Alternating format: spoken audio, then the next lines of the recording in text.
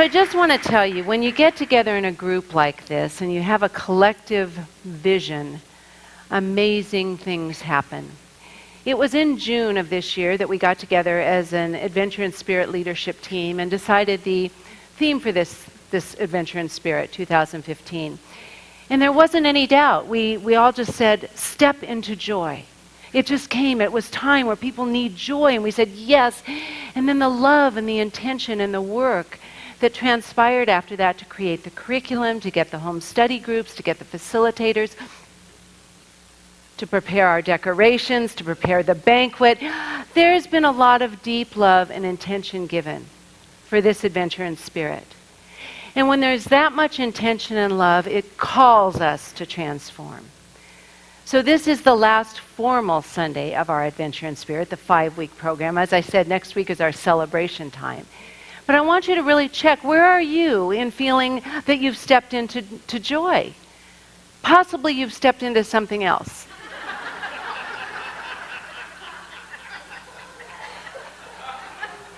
Because in the transformation process, we either make that quantum leap of change, of consciousness, or the pressure builds. Do you know what I mean? The pressure builds calling for change, and we know it's time for change, but there's still more to do. I think that's where I am right now. You can tell. I mean, I don't know if you can tell for me, but you can tell for yourself. Because we can feel it. We know that there's transformation that wants to happen because it shows up in different ways for different people. But today, I really would like us to make the commitment. This is generously receive and give yourself away.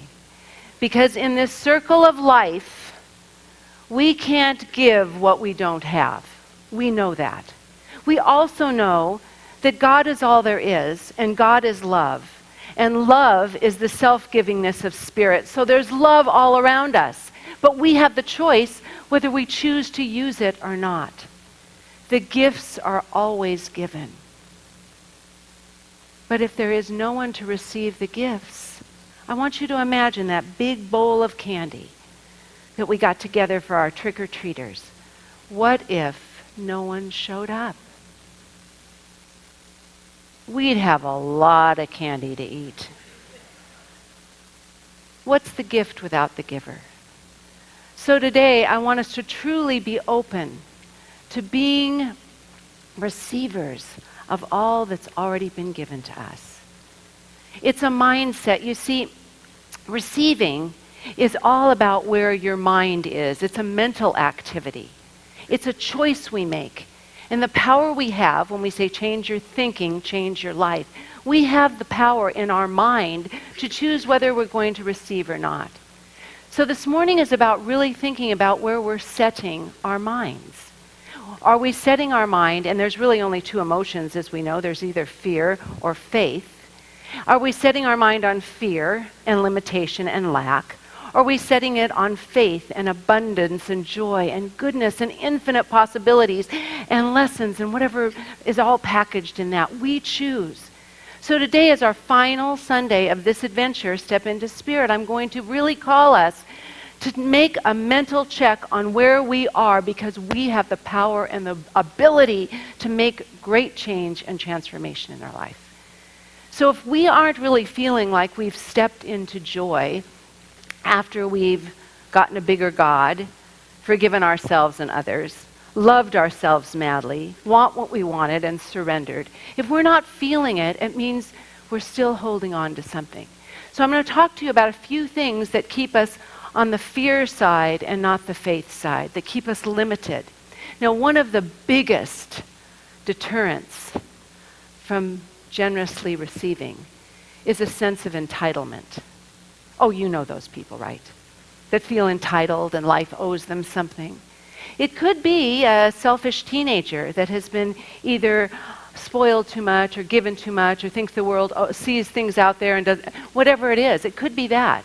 It could be a surgeon that has studied for years and years, gone to medical school, paid big bills, and thinks life owes me. But I'm going to tell you something. A sense of entitlement is a joy sucker. It doesn't allow joy. Because when someone feeling entitled and life owes them, there will never be enough. There's never enough. Well, is that all there is? That's it? There's not enough. Do you know what I mean? It's always there's supposed to be something more instead of appreciating what is. Instead of being in the thankful state of honoring, thank you. Thank you. And I'm going to really ask us to take that beautiful word, thank you, and use it as our new word instead of that's all there is, that's not enough. The opposite end of that, still on the same scale of fear, is unworthiness. How many of us feel unworthy of all the blessings that we're given? Could be from difficult situations in our life. It could be from a collective consciousness that's told us we're just not enough. So that any gift that is given to us, and we know that the universe is continually blessing us with its gifts, that love is the self-givingness of Spirit to us always. Yet if we don't have a sense of worthiness and being worthy of the gifts that are given, anything that comes our way, a compliment will be deflected, a gift, oh, well, I don't deserve this. Do you want something of me? What's going on? There'll be questions going on in our mind that really put a wall up to the gift that is given to us. We can put those walls up and not accept the good that's ever present always. Now, I don't know where you relate on either one of those two, but both of those, entitlement and unworthiness, are both on forms of resistance to God's good. And so if we're there, we need to set our mind on worthiness. We need to set our mind for entitlement and that life is a gift and I'm here to share my love, my light, my goodness. We need to make sure if our mind is set on entitlement that we move that. We move our mind to something new and more expansive and more giving. Because I'm going to tell you, I'm sure you all know, that the greatest gift that we can give, the greatest gift beyond anything, is when we make someone else's life more beautiful. That's an energy we carry with us, a vibration of love that lifts us up. It's better than any money or recognition or anything else. It's the greatest thing we can do. But if we think life owes us, we're not going to be able to do that. And if we're thinking we're unworthy, we've got to set our mind on worthiness. I'm deserving. I'm a child of God. I'm magnificent in all my perfect imperfections. I'm just the way I'm intended to be. And the third thing that I'm sure if you don't relate to those two, I've got a few more in my pocket. But many of us come with that sense of being fiercely independent. We can do it all ourselves. I'm capable, I'm strong. Anything we need is viewed as a weakness.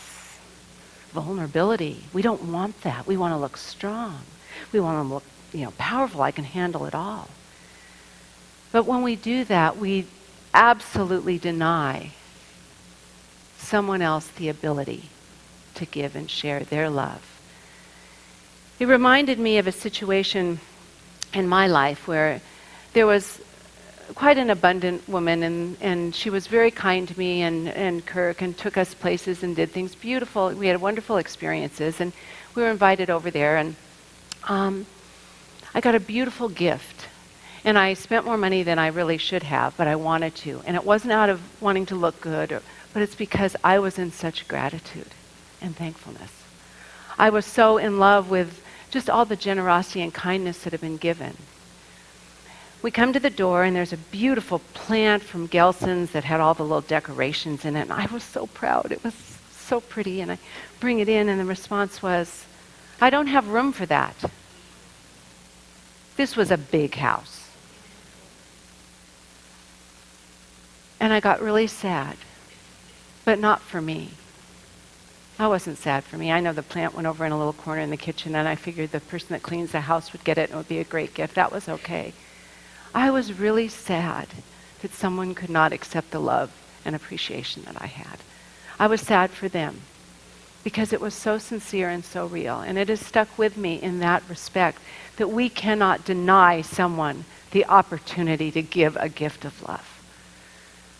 That might be you, that fiercely independent one, the fiercely independent one. So we need to soften our edges. Some of us, not all of us, but a few of us need some radical adjustments in our life. Because words like, that's it, and I'm unworthy, and I don't need that. Shut the door. The word that opens the door is what we heard this morning.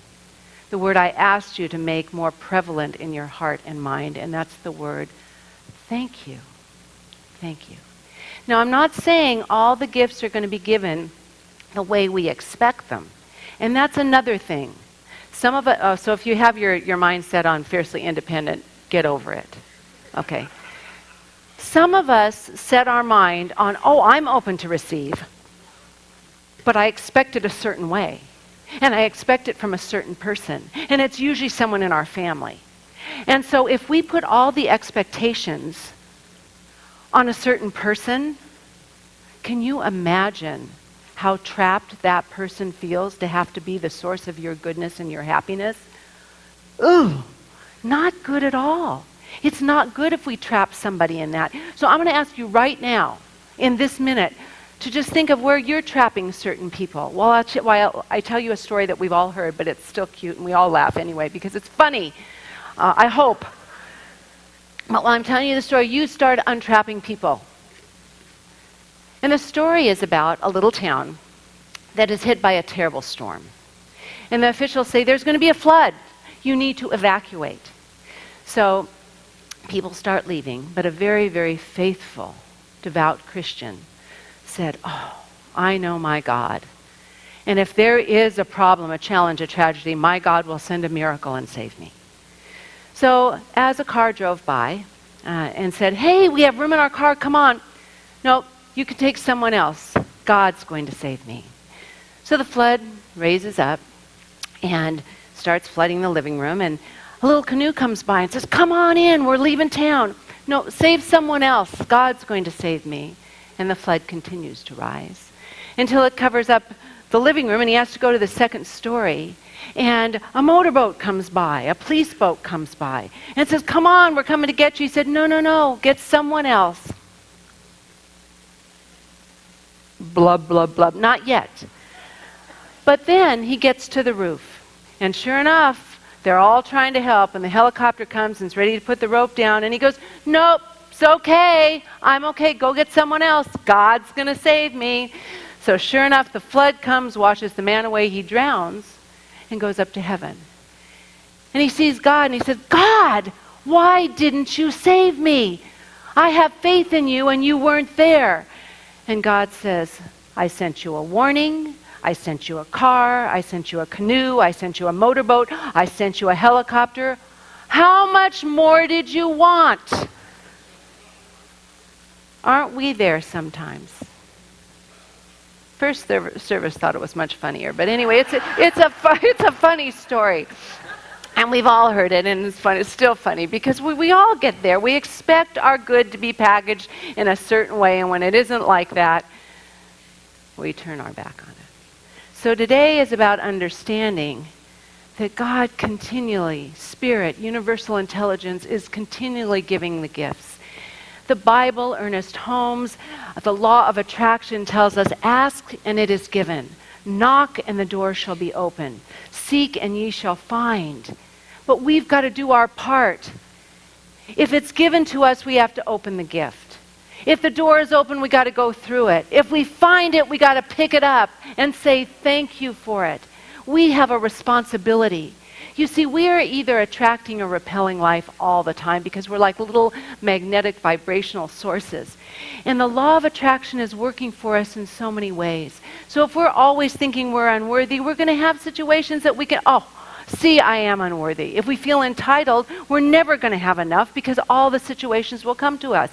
We need to be sure that we're switching and setting our mind on the things that allow us to be the gift. And that same prayer that was given this morning that Roger talked about the miracle, Mary said, we are the gift to each other. Which reminds me of the quote from Mother Teresa. She said, when we can find no peace, it's because we've forgotten we belong to each other. And as soon as we're gracious receivers, then we can give ourselves fully to life. We can give ourselves completely. So here's where I want you to set your mind today. And that word thankful is really important. But there's a clear, clean space. Rumi, the mystic, 13th century mystic poet, calls it a clear bead at the center of every one of us. And he has a poem from his book of love. And I want you right now to just say, if I live in a grateful state, if I'm generously open to receive the good that's ever present, what word would be on my bead? Would it be thankful? Would it be love? What is it that would be on that bead? And think about that as I read this short little poem from Rumi. The clear bead at the center changes everything. There are no edges to my loving now. There are no edges, no prerequisites, no conditions to my loving now.